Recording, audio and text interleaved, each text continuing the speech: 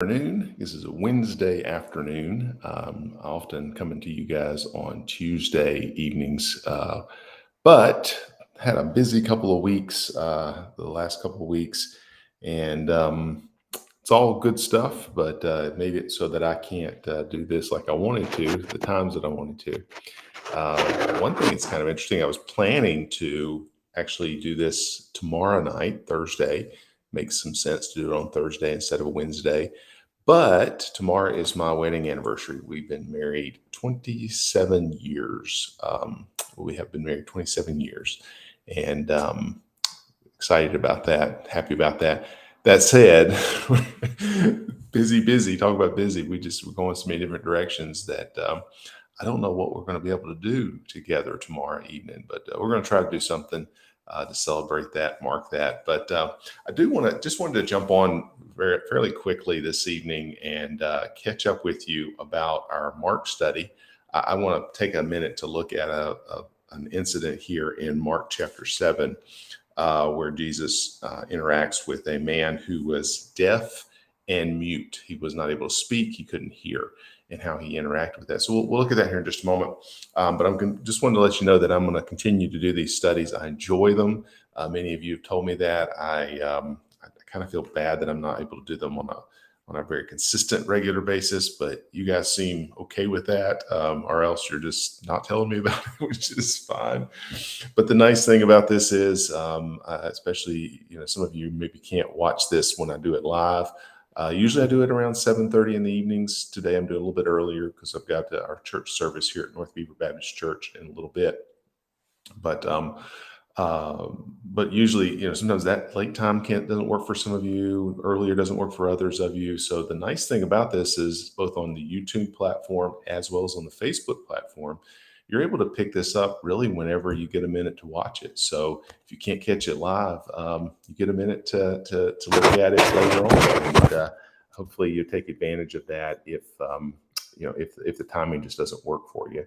But do feel free to give me any feedback on time, days that work better for you. If I hear kind of majority, I might do that. I will definitely do the best I can to accommodate that. But for now, I'm going to try to do these on Tuesday evenings at 7:30. That just sort of works well for my schedule and other things going on. But in any event, it's Wednesday, July the 5th. Hope you had a good July the 4th. Thank God for America.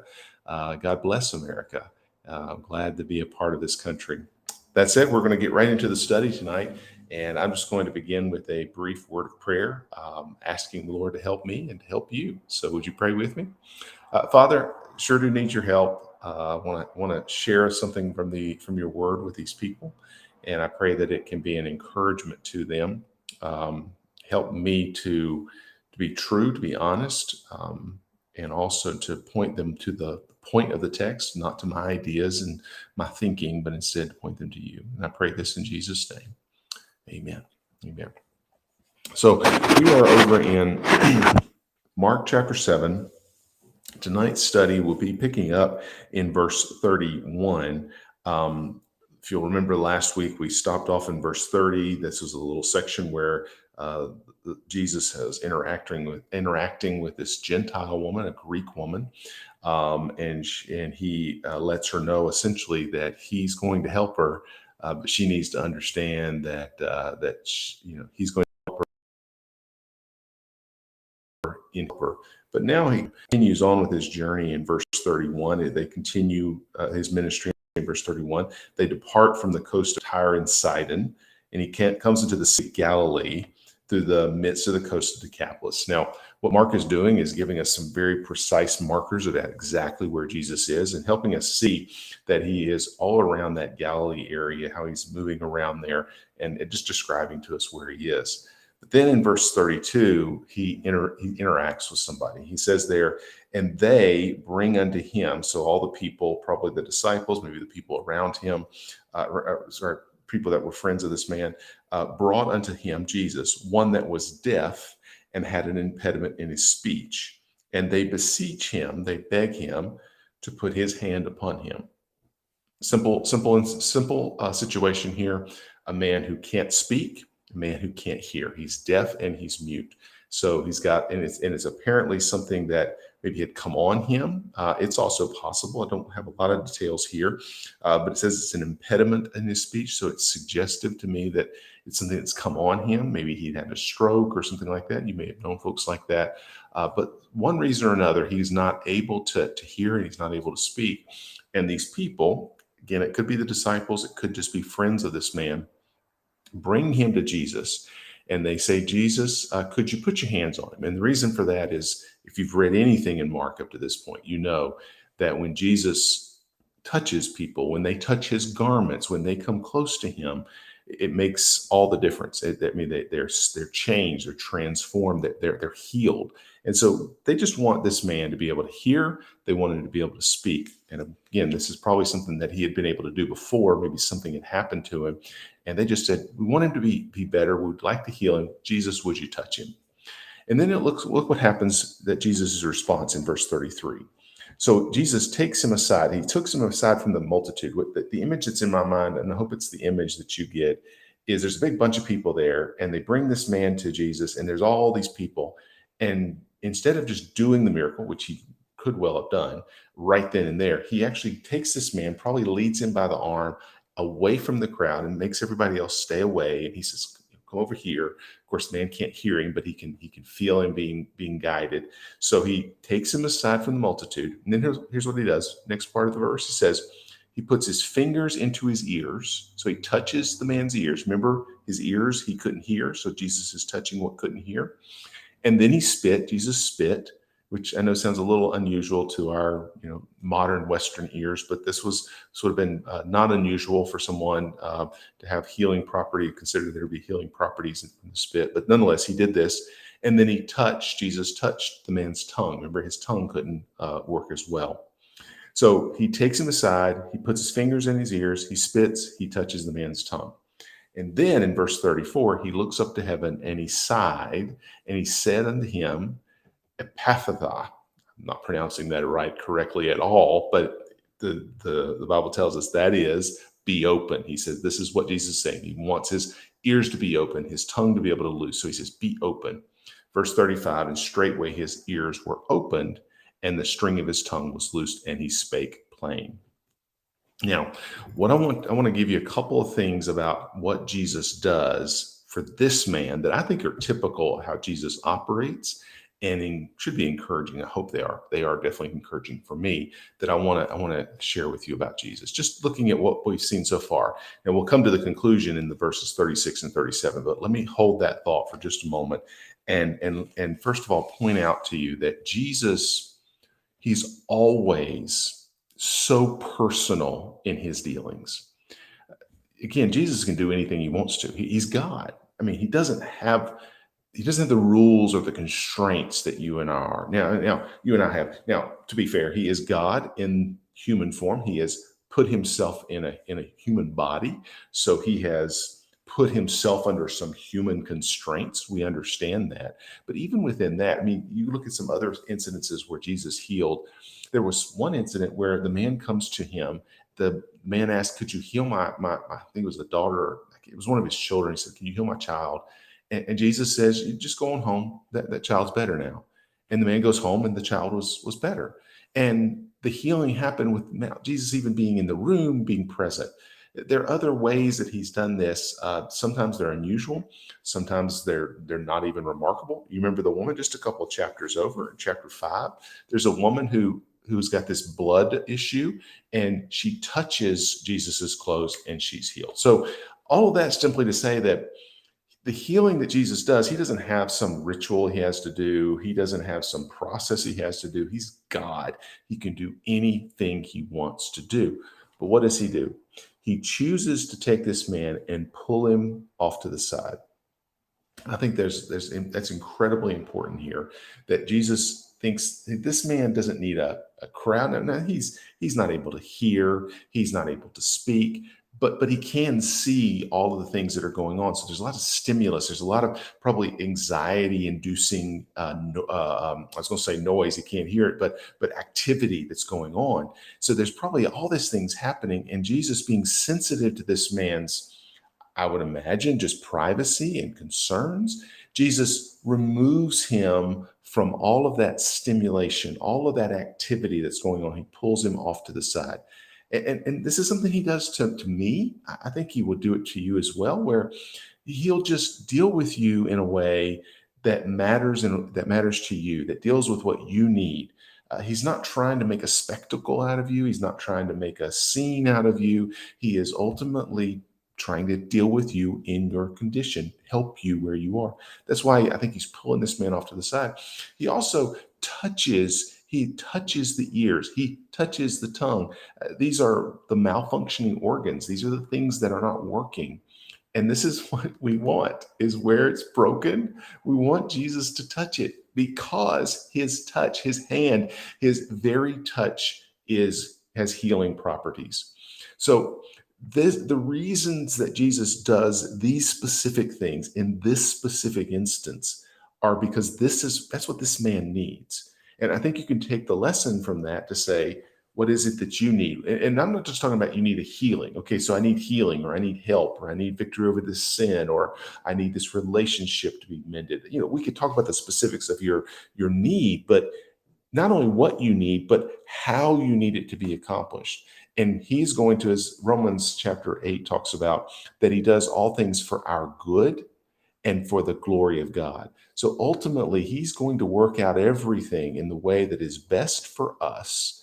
It may not seem like it's best for us. We might, if I were sitting here as a man who can't hear and can't speak, and Jesus does these things that he does in verse 33, I might say, I don't know what you're doing, Jesus. But Jesus knew, and he knew it was exactly what this man needs. So the first thing I want you to see in this passage is that Jesus is personal in how he deals with people. He's very personal. He's also deeply emotional. He feels deeply in how he deals with people. If you see this in verse 34, it says that after he does these things of touching the ears, the tongue, and all that, he looks up to heaven and he sighs. That sigh is not a sarcastic sigh. I don't believe that that's the case, in part because of what we see happening in this passage, but I just don't think that's the character of Jesus. He's not being sarcastic. He's not trying to be mean-spirited. He's simply saying that this sigh is almost a groan of relief. It's just like oh my goodness, I can't believe that this is going on. I believe he's troubled for this man.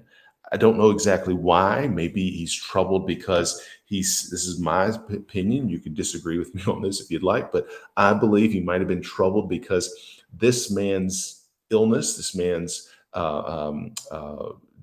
deformity, this man's inability to speak and the inability to hear was all because of the impact of sin. And here he's basically, he's looking at a man who's the representation of the very reason that he came to die on the cross. And he's just like, oh my, look at what sin has done to this person. That I believe that might have been his opinion here, or his feeling here, but ultimately we know that this sigh was a groan of grief. He was upset. He was troubled in his heart, and even as he lifts his eyes up to heaven, so he's praying, he's asking God, and he asks the Father, he says, "Be open." And even the way he says that, I think it sort of speaks to me this way, that he's not doing some elaborate thing. He's literally saying, let's just fix this. This needs to be fixed. There's a deep, almost frustrated emotion that I get from what Jesus is doing here. And all that simply to say that I believe, understands what this man's dealing with. And I want to make sure you apply that personally too. Jesus understands exactly what the emotions that are wrapped up in what you're dealing with. The writer of Hebrews, in Hebrews chapter 4 and verse 15, says that, speaking about Jesus, that he is a high priest who's been touched by the feelings of our infirmities. In other words, he's not just aware that we have a problem. Again, in this case, can't speak, can't hear. He's aware, yes, but he's aware of the frustration that goes along with that. He's aware of the shame that goes along. He's aware of the pain that goes with that.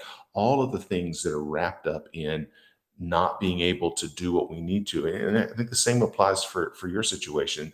He understands, or he feels, he's touched by those infirmities of when we're not able to have victory in our lives, whenever we are not able to reconcile with a friend or a loved one. These are things that I believe he feels with us. So he deeply feels that, and he deeply cares for you. In fact, he continues to pray for you even as we speak. In fact, Paul writes about this in Romans 8 and verse 34. He says that Jesus is at the right hand of God the Father, making intercession for us. So Jesus he cares for you. He's deeply feeling what you're feeling. He understands where you are, and he wants nothing more than to help you. In fact, is actually interceding for you as we speak. And this was not just something he did at one point in the past. He continues to do that even today. So Jesus is very personal in how he deals with us. He feels very deeply at the things that he feels, the feelings that we have. He feels those very deeply. I believe that's what you see in verse 34. But don't overlook probably the most important thing in this, which is in verse 35, where he is fully effective in his dealings. So he cares, he's involved, and he wants to help you personally, but he's able to accomplish what needs to be accomplished. So you see there that the change is immediate. Verse 35, it's straightway, it's right away. It's something that we see. It is a discernible impact. It's not something we have to say, let's come back in a week or two and see how things are different. There's something that's absolutely discernible. It says straightway his ears were opened. It also is not only immediate, but it's also effective. It says here that his ears were open, and not only that his loose. What does it say there? The string of his tongue was loose, so he's able to talk. But look at that last phrase: he spake plain. So not only was he able to talk, but he was able to talk plain, talk well. Again, suggestive of the fact that this man was probably able to talk at some point in the past. Something had caused him not to be able to, but when Jesus healed him, he brought him back to that condition in which people could understand him. They probably recognized his voice, all of those things, so that Jesus makes a very effective healing here, that he makes a real difference that brings things back to the condition they need to. I'm going to talk in our prayer meeting tonight here at North Beaver about Revelation chapter 21, where Jesus, or rather the Father on the throne, says he's going to make all things new. And this is exactly the kind of thing that Jesus does, is he returns it to its proper state. He is effective in this. And then skipping down to verses 36 and 37, in 36, he tells everybody there that it shouldn't tell anybody. But then in verse 37, they were beyond measure astonished. I'll come back to these verses, but I just want to point out there that he says that they were astonished by this. There's something that's noticeable and remarkable about what Jesus has done. If I can, just to be very pointed in my critique here, not of Jesus, but of us in his impact on us. I think there's too many people who say, yes, I've been changed by Jesus, but nobody can tell. You look exactly the same, you act exactly the same, you talk exactly the same. There's not a noticeable difference. And I would argue, if that's the case, that Jesus hasn't been by. And I think that's worthy of some self-examination. And I will take your criticism to say, you may say, well, Matthew, you don't know what you're talking about. Jesus has been in my life. Okay, that's between you and the Lord. But I just would like to encourage you to take some self sort of a inventory of yourself to say, if Jesus has been by and it's not noticeable, as they say here, that they've been astonished, they really can tell what's going on here, then maybe he hasn't. But when Jesus shows up, it's an immediate change. There's going to be something that's a discernible impact. I'm not going to suggest that there's not a long-term impact, because there absolutely is, but there will be immediate impact. There's an effectiveness. He is going to make a real difference, reverting things back to the way they need to be. And then ultimately it's going to be noticeable. And then I love how these people talk about this. It says there in verse 37, after they're just astonished by what he's done, and they say, speaking of Jesus, he hath done all things well. He maketh both the deaf to hear and the dumb to speak. he hath done all things well. That's amazing here, that if Jesus can do all of these things well, where he deals with you in a perfect personal way, he is very concerned for your soul. And when he interferes and he involves himself, he's effective in what he does. Then he does all things well. Now, here's the thing. All that's set up to say this, and it's very similar to something I preached about on Sunday morning here at North Beaver Baptist. But I want to give this thought to you. If Jesus hath done all things well, just quoting what the people in verse 37, Mark 37 say, if he hath done all things well, then I want to give you three things in closing here that we need to do. If that's true of Jesus, that he will always show up in your life in the way that you need him to. If he's always going to be concerned for you and emotionally feeling what you're feeling and caring for you, if he's always going to be effective when he shows up, if he always does all things well, then we need to accept no substitute. Nothing less than Jesus himself should do. This is the thing that I get frustrated with myself about. I would probably argue that many of you would get frustrated by this as well. Is if Jesus is so perfect in everything, then why don't I go to him for everything? And I want to encourage you, don't accept any substitute other than Jesus. That's the first thing. A, accept no substitute. B, or two, B, bring those you care about to Jesus. I want to commend the folks in verse 32, where they bring this man who presumably they care about, who's deaf and is not able to speak. They bring him to Jesus because they knew, and they said they just want you to put your hands on him, because they knew if they could bring him to Jesus, put him in Jesus's presence, that there would be a transformation. And then later on in verse 36 and verse 37, it's clear these people that are around Jesus, he's saying to them, y'all don't have to say anything else. It's all good. They are continuing to talk about it because they know that nothing less than Jesus will do. So what do they want to do? Is they want to let everybody know about it. And I want to encourage you, especially if you're a Christian, somebody who believes in Jesus. And I'm also, just full disclosure, I'm fussing at myself here. If Jesus really is what I say he is and believe what he is, if that's who he is, then I need to bring those people that I care about to him. And if I don't, what is going on? Either I don't believe in Jesus the way I say I do, or B, I don't care about those people. Either one is a terrible indictment for us. So I want to encourage us not only to accept no substitutes, but B, bring those you care about to Jesus. And then C, finally, to continue to rely on the best of the best. Continue to rely on the best of the best. Jesus is not, we're going to talk about this next time we get together on this. He's not some limited supply. There's plenty of him to go around. You got a problem today, go to him. He will help you. That problem that you're going to have tomorrow, he will help you with that too. He's not going to say, well, you already used up all your help.